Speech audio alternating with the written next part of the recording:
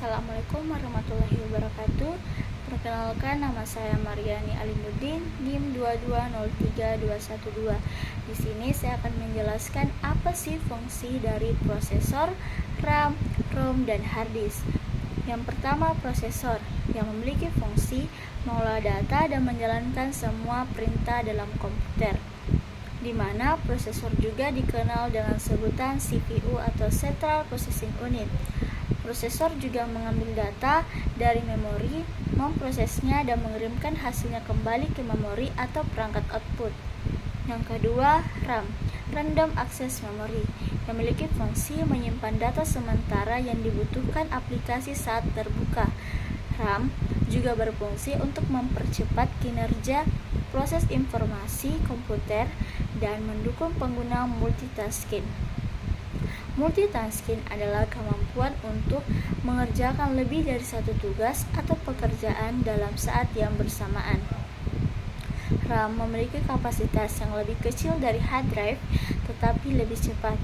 Yang ketiga, ROM, Read Only Memory, yang memiliki fungsi menyimpan data permanen dari sistem operasi, aplikasi, dan data lain yang tidak berubah setiap detik. ROM dapat diartikan sebagai storage atau kapasitas penyimpanan data. Yang keempat, hard disk, yang memiliki fungsi menyimpan semua memori komputer untuk jangka panjang. Hard drive diukur dalam gigabyte dan jumlah yang lebih besar seringkali lebih berguna.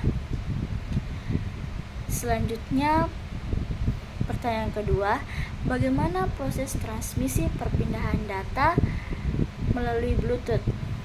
Bluetooth menggunakan protokol komunikasi nirkabel dengan transmisi radio jarak pendek untuk mentransfer data antar perangkat.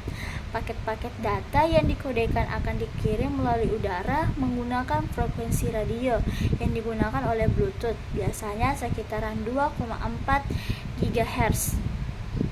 Proses ini disebut streaming, di mana paket-paket dikirim secara berurutan hingga seluruh file terkirim. Selanjutnya, pertanyaan ketiga, mengapa partisi hard disk Windows dimulai dari C bukan dari A ataupun B?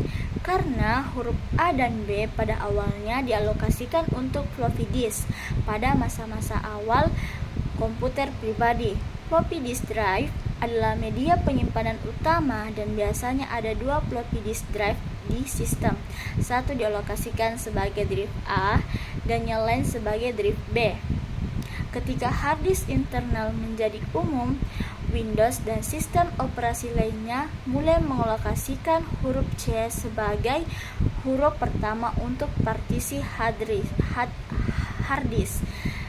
Karena huruf A dan B sudah digunakan oleh floppy disk, bahkan setelah floppy disk tidak lagi umum digunakan, sistem tetap mempertahankan konvensi ini sebagai bentuk kompatibilitas dan kebiasaan historis.